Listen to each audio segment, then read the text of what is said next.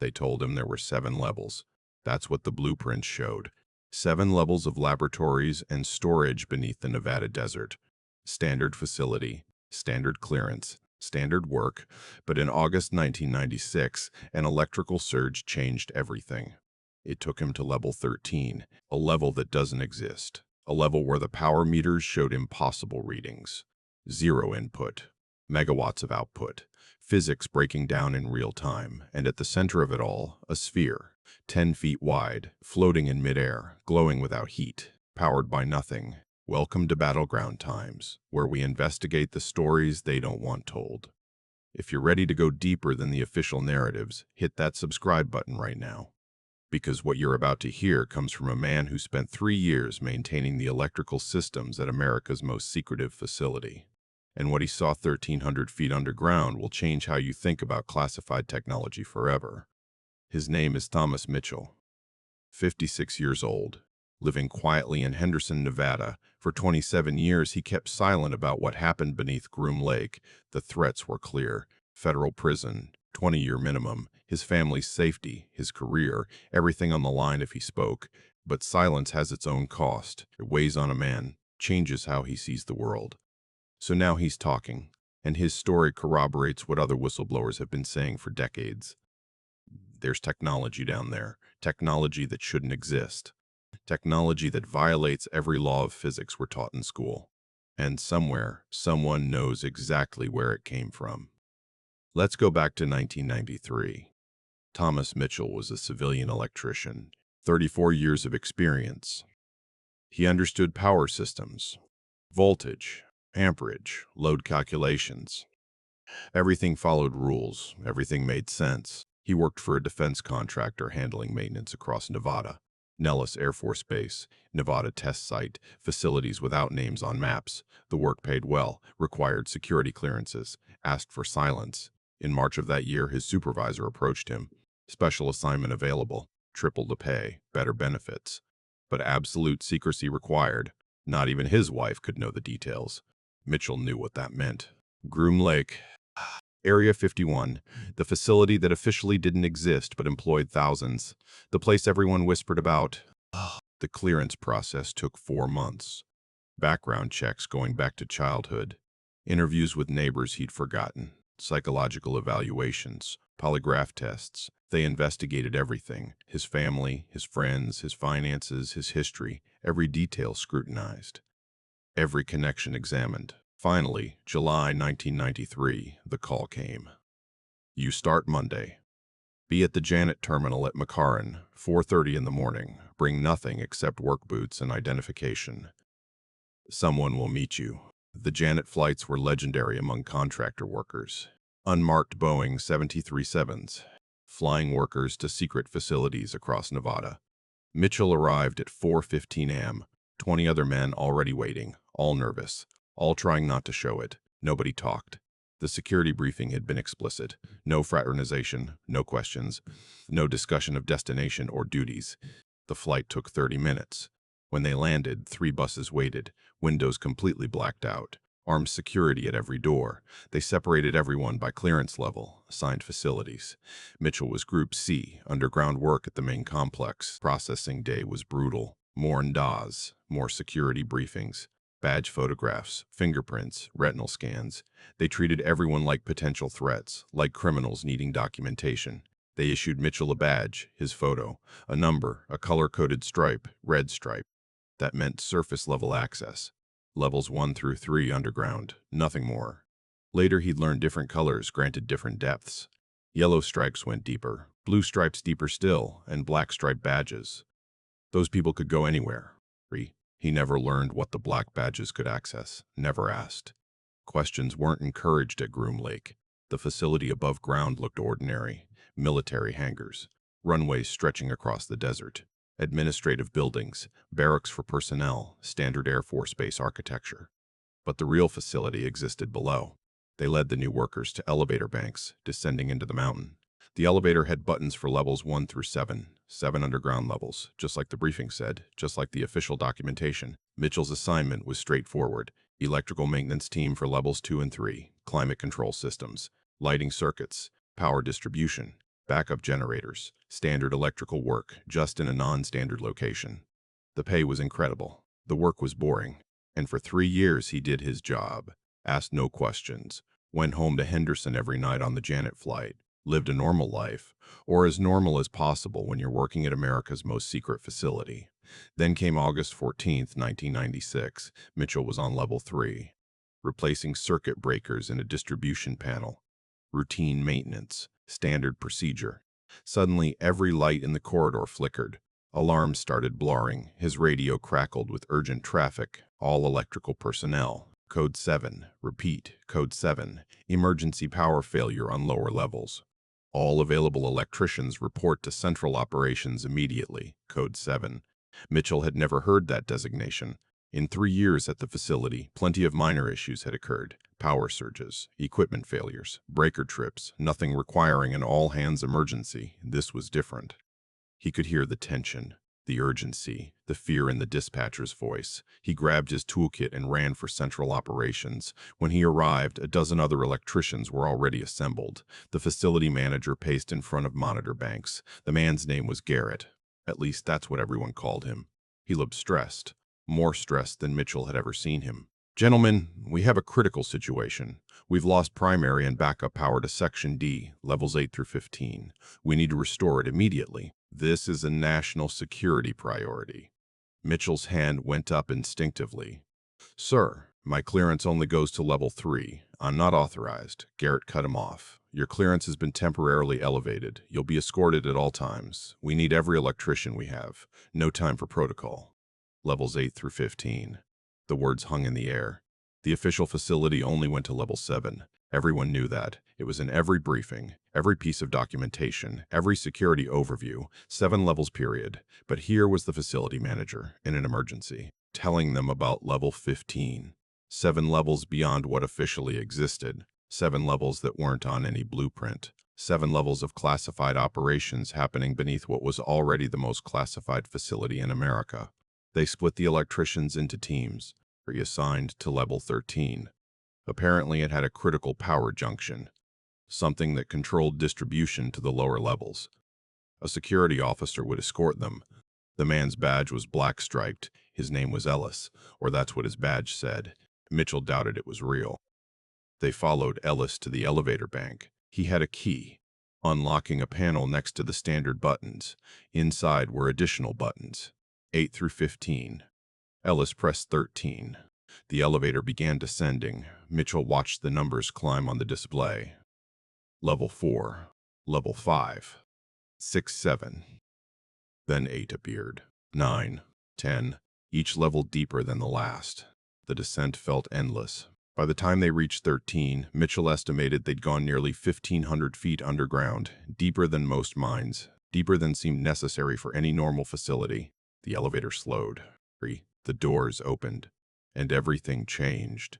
The corridor beyond wasn't like the upper levels. The walls weren't concrete anymore. They were metal, polished to a mirror shine. Seams so perfect they were almost invisible. The lighting didn't come from fixtures.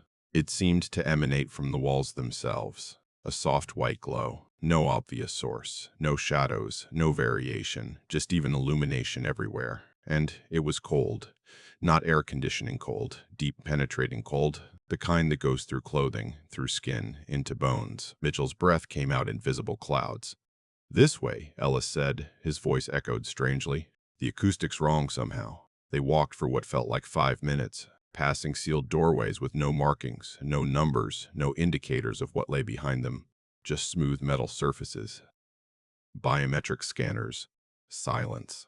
Finally, they reached a heavy door. Ellis pressed his hand against the scanner. The door slid open, completely silent. No hydraulics, no mechanical sounds, just smooth motion. The room beyond was enormous, the size of a small warehouse. And it was filled with equipment Mitchell didn't recognize. Not industrial generators, not transformers, not any standard electrical gear. These machines were different. Smooth, curved surfaces, no visible controls or displays, all of them connected to massive cables. Cables that disappeared into the floor. The walls, the ceiling, and at the center of the room stood something impossible, a perfect sphere. maybe 10 feet in diameter, floating 3 feet off the ground, no supports underneath, no machinery holding it, no wires, no cables, just floating there, rotating slowly, with that same soft white glow emanating from within. Mitchell stared, his brain trying to process what his eyes were seeing, trying to find a rational explanation, finding none. "Gentlemen, we need it back online." Immediately, Mitchell stared at the floating sphere. His fellow electricians looked just as confused, just as overwhelmed. Then Mitchell looked at the power meters on the wall. They were showing impossible readings. Megawatts of consumption, more power than a small city would use. Enough electricity to run thousands of homes. But the input meters showed zero. No power coming in, massive power going out. Physically impossible, violating every law of thermodynamics, breaking the fundamental principles of energy conservation. "Sir," one of the other electricians asked carefully, for his name was Warren, "what exactly are we looking at here?" Ellis's expression didn't change. "You're looking at a temporary power distribution failure that needs to be corrected. The technical details are above your pay grade. Your job is to restore function using standard electrical protocols. Can you do that, or do I need to find someone who can?" Standard electrical protocols. For a floating sphere, powered by nothing, distributing megawatts to levels that officially didn't exist.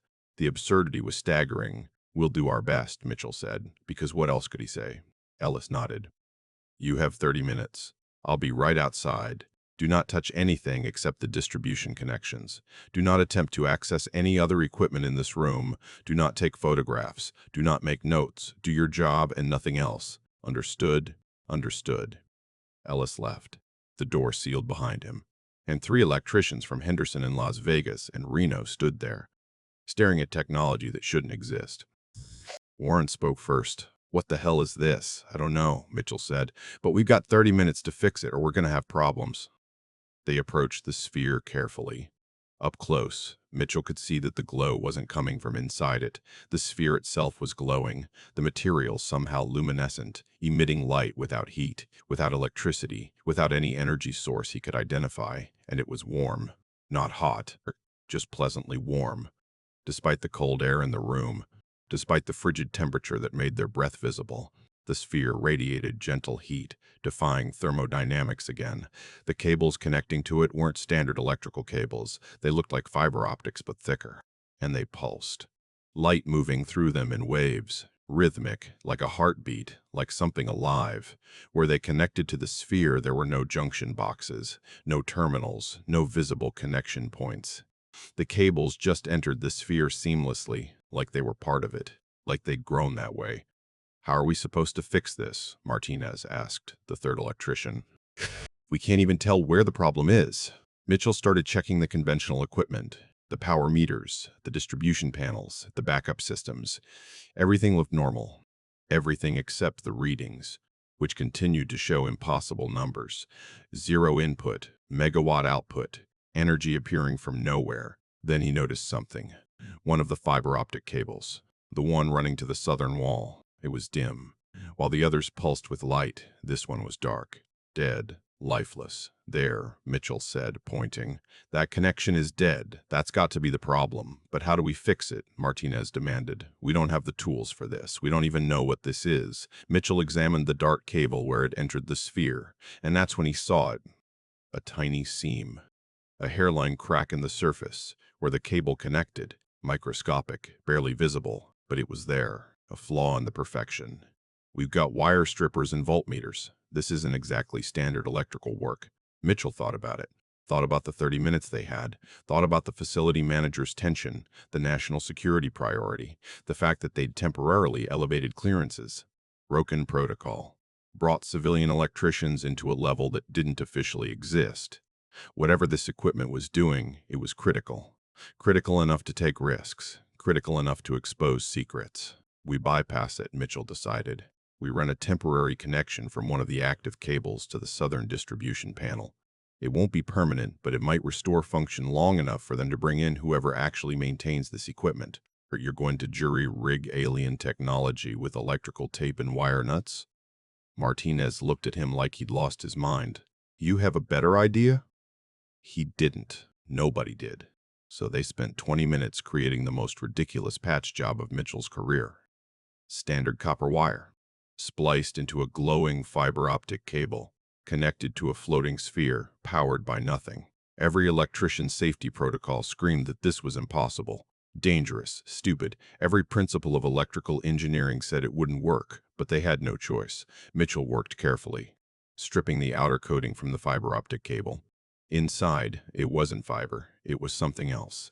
Something that looked almost organic.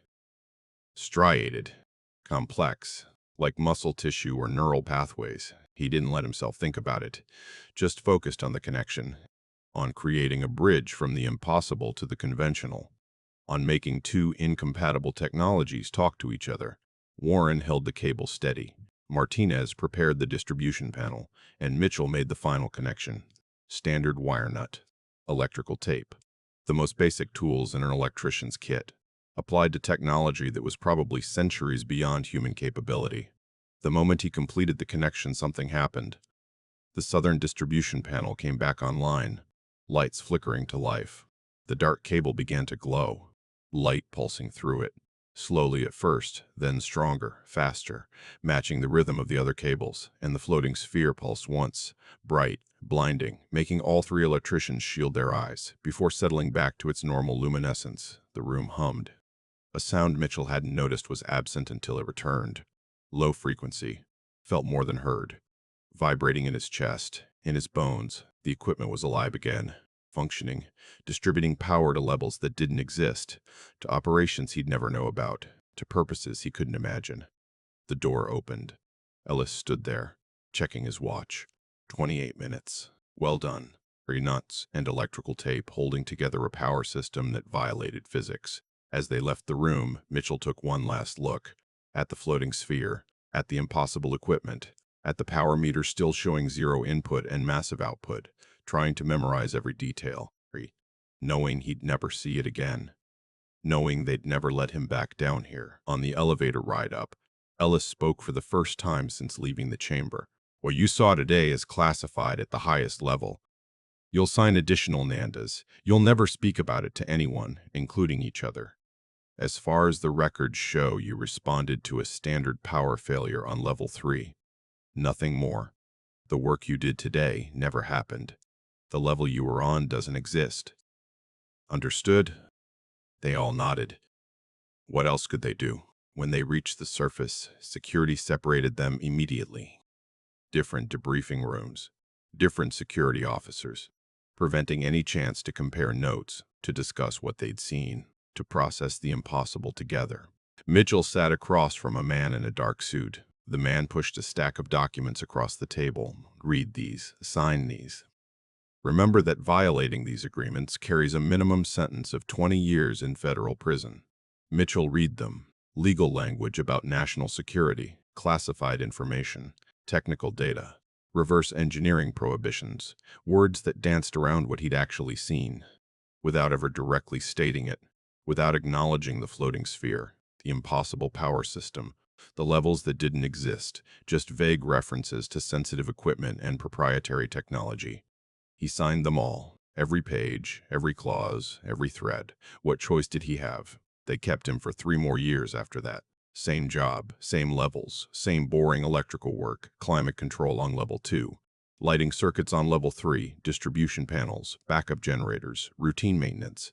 But they never sent him to level 13 again, never even acknowledged it existed. His clearance stayed at red stripe, surface level and levels 1 through 3 only, as if August 14, 1996 had never happened. But Mitchell couldn't stop thinking about what he'd seen, that sphere, floating in midair with no support, glowing without power.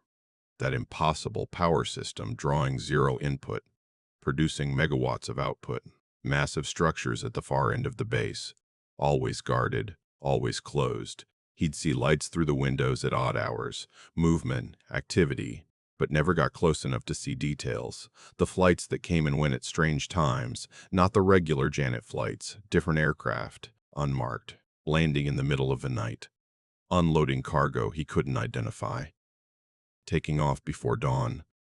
He'd watch from the upper levels sometimes, see the lights, wonder what was being transported. What was so sensitive it required midnight flights and armed escorts.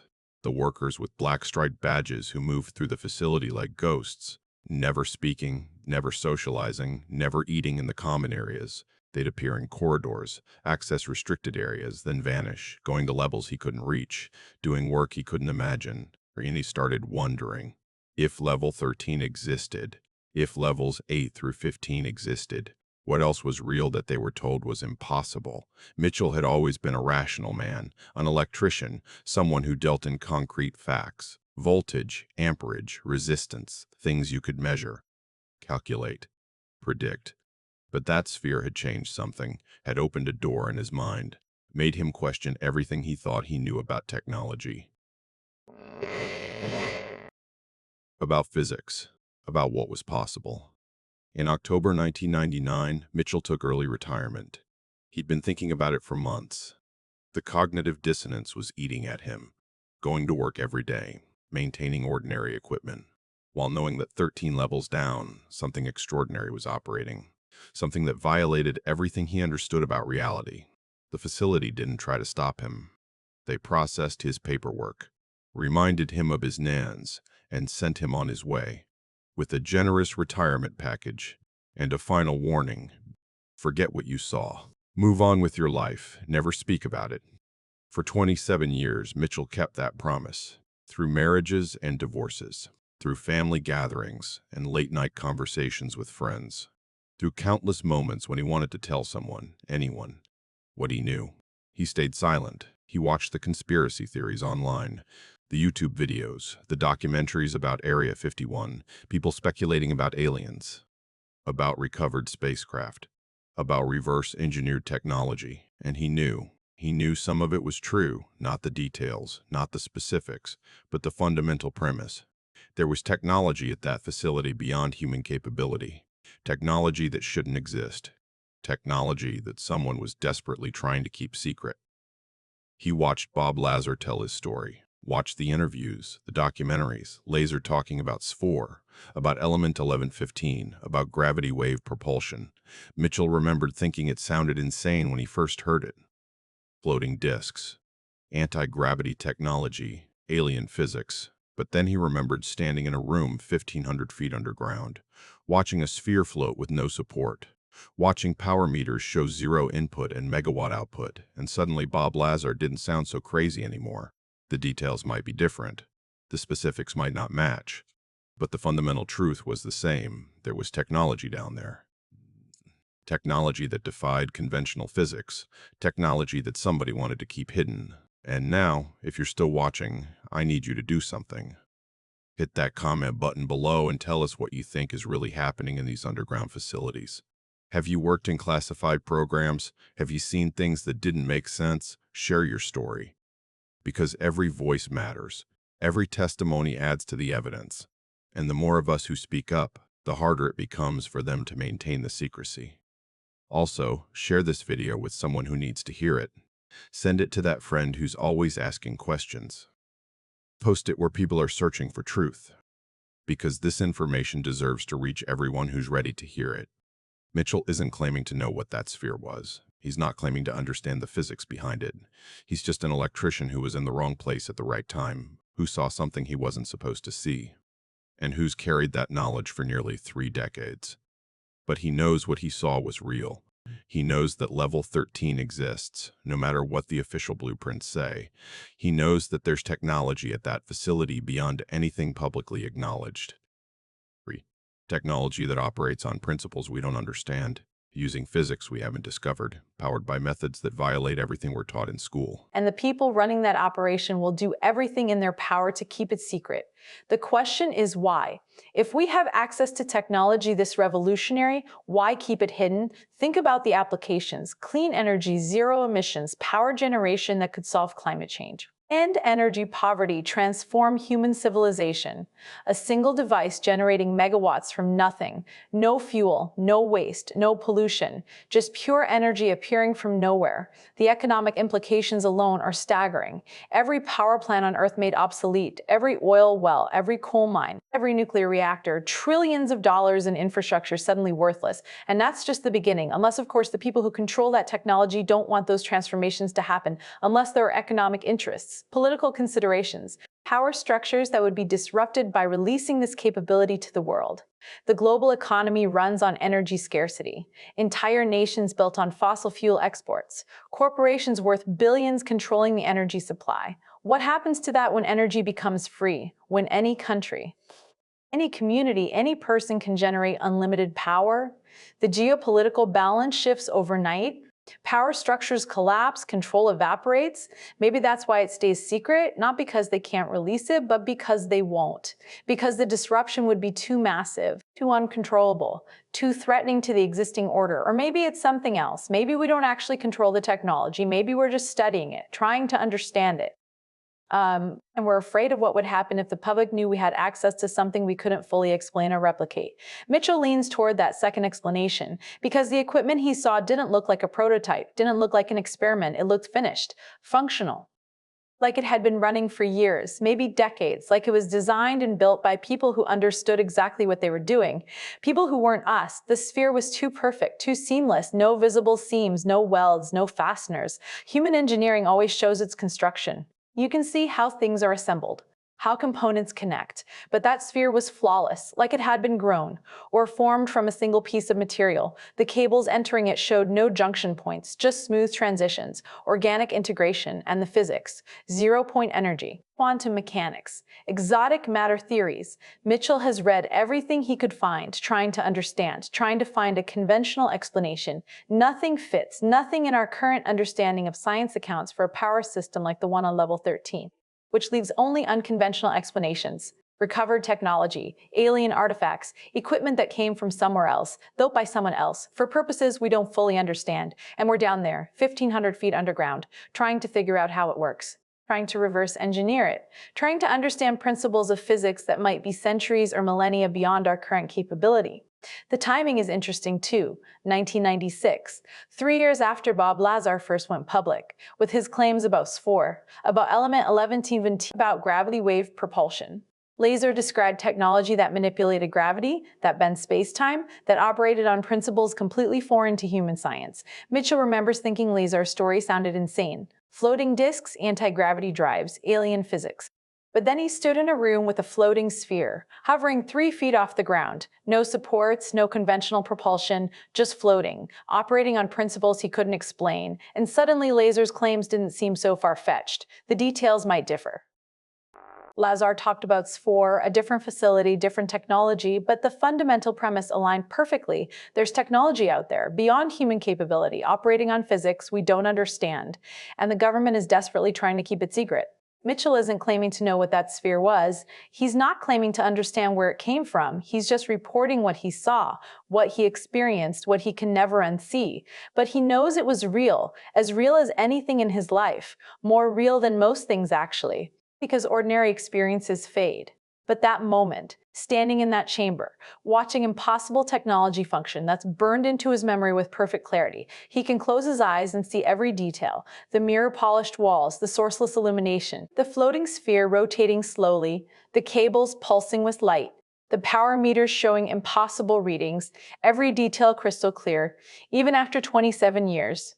Since retirement, Mitchell has lived quietly, worked as a consultant, electrical contractors around Nevada, residential, commercial, standard work, nothing classified, nothing secret. He watched his daughter graduate college, get married, start her own family, tried to be normal, to fit into ordinary life, to forget what he knows, but he can't forget, can't unsee what he saw, can't unknow what he knows, and watching the news recently, watching as the government slowly admits that UAPs are real, that there are objects in our skies demonstrating technology beyond our current capabilities. He feels like the wall of secrecy is finally starting to crack. The Pentagon's UAP investigations, the declassified Navy videos, the testimony from military pilots and radar operators, all of it pointing toward the same conclusion. There's technology out there operating in our airspace, demonstrating capabilities that violate our understanding of physics, performing maneuvers that should be impossible, accelerating at rates that would destroy any human-made craft. And the government is finally admitting it, not explaining it, not identifying the source, but admitting it exists. That's progress. That's the first crack in the wall. So Mitchell is adding his voice to the others, confirming what whistleblowers like Bob Lazar have said for years.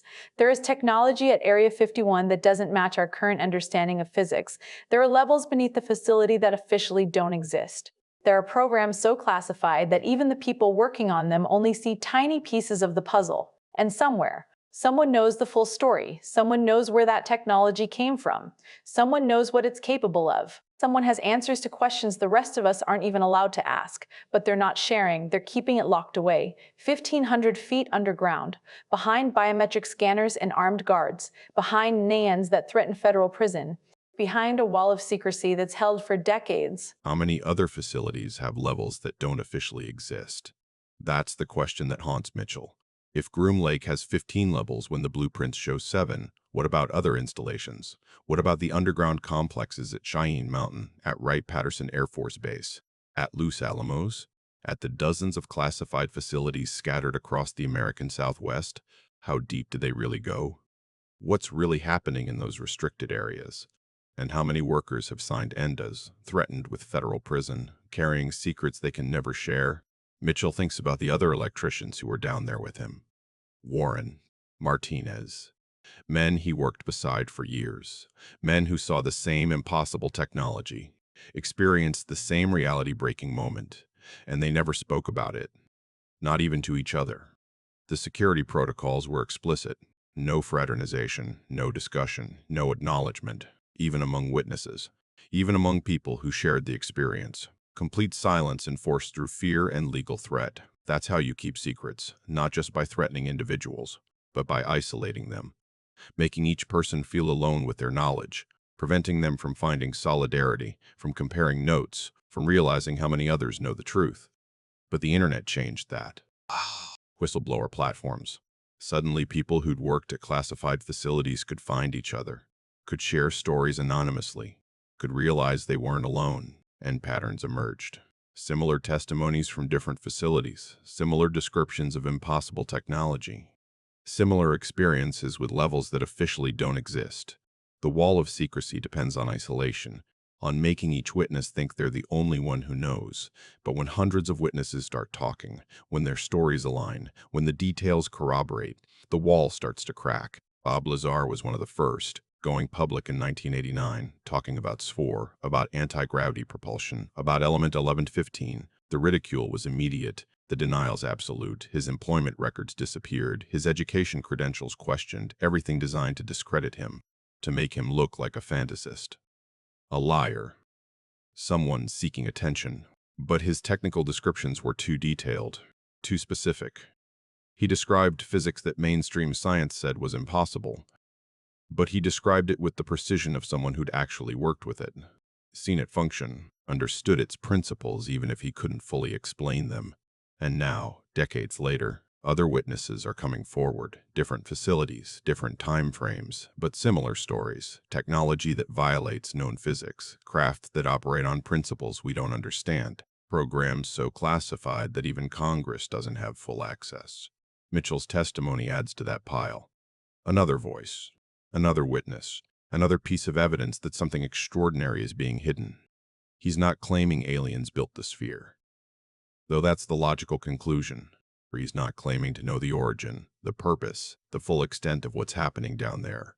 He's just confirming that it exists, that it's real, that the official story is incomplete. The sphere he saw might be a power system for recovered craft, might be a component from something that crashed, might be reverse-engineered technology we're trying to understand, might be something else entirely. He doesn't know, but he knows it wasn't human-made. The perfection was too absolute, the physics too impossible, the functionality too far beyond our current capability. We can't even explain how it works, let alone build it.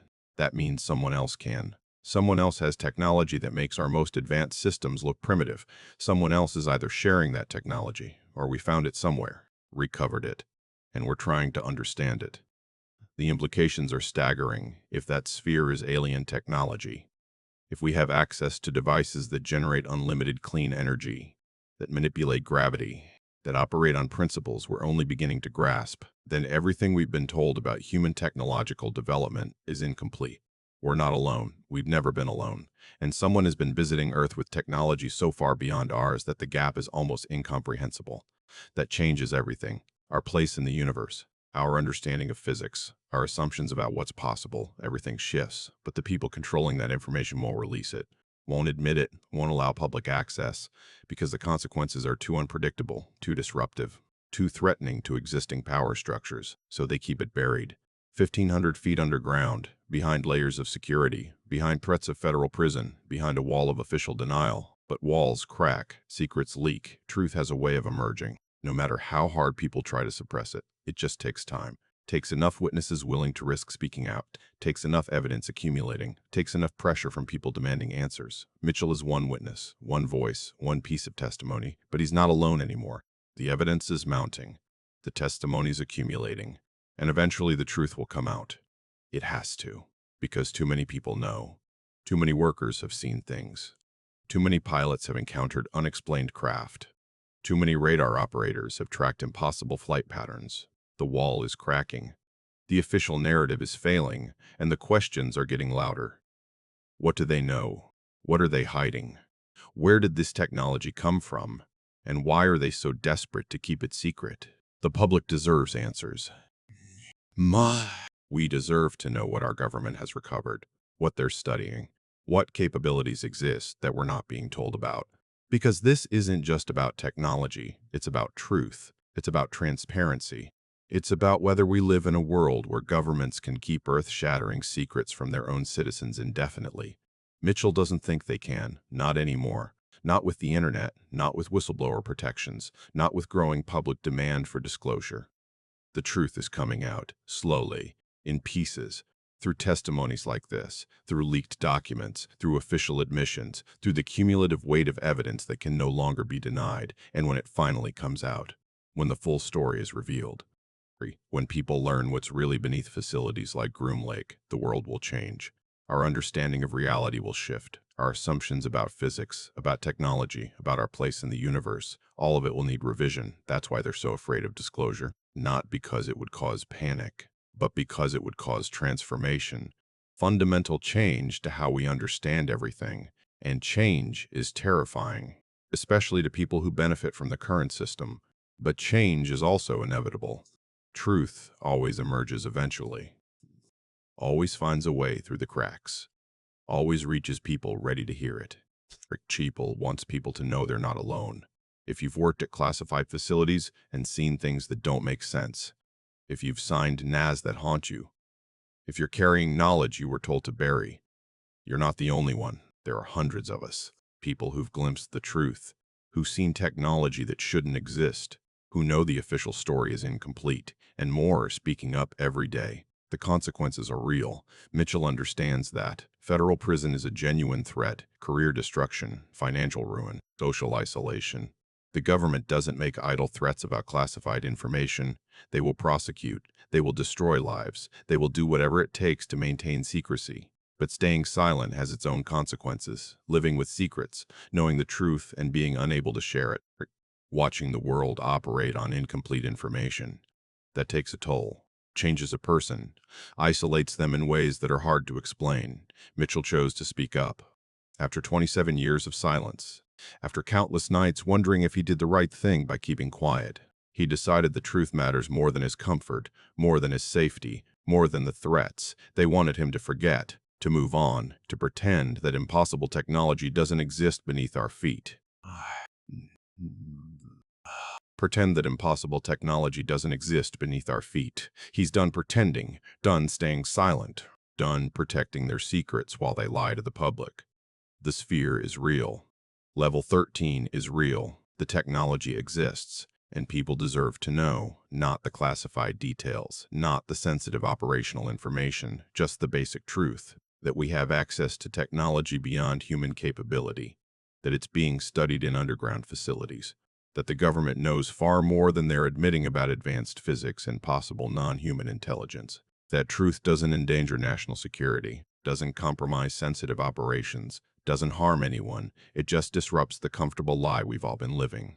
The lie that human technology is the pinnacle, that our physics is complete, that we understand the universe. We don't, not even close. And the evidence is buried 1,500 feet underground, in facilities that officially don't exist, behind security clearances that most people can never access.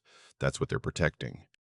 Not national security, not operational safety, but the narrative, the story, the comfortable fiction that keeps people from asking uncomfortable questions.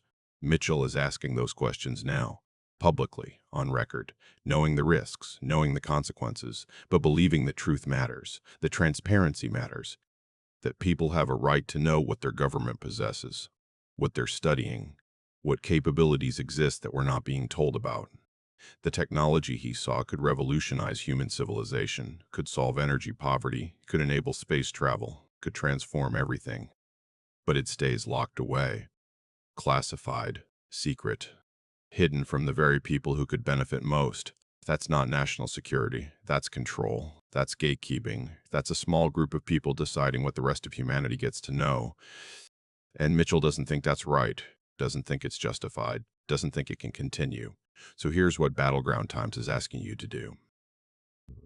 First, leave a comment below. Tell us what you think. Do you believe there's classified technology that could change everything? Have you worked in classified programs? Do you have your own testimony to share? Every comment helps. Every voice adds to the chorus. Makes it harder for them to ignore the growing demand for truth. Second, share this video. Send it to people who need to hear it. Post it where people are searching for answers. 3. The algorithm rewards engagement. The more people watch, comment, share, the more people we reach. The more pressure we put on the system, the closer we get to real disclosure. Third, subscribe to Battleground Times if you haven't already. We're committed to bringing you these insider testimonies, these classified accounts, these stories that deserve to be told. Every subscription helps us continue this work, helps us reach more people, helps us build the pressure needed to crack the wall of secrecy.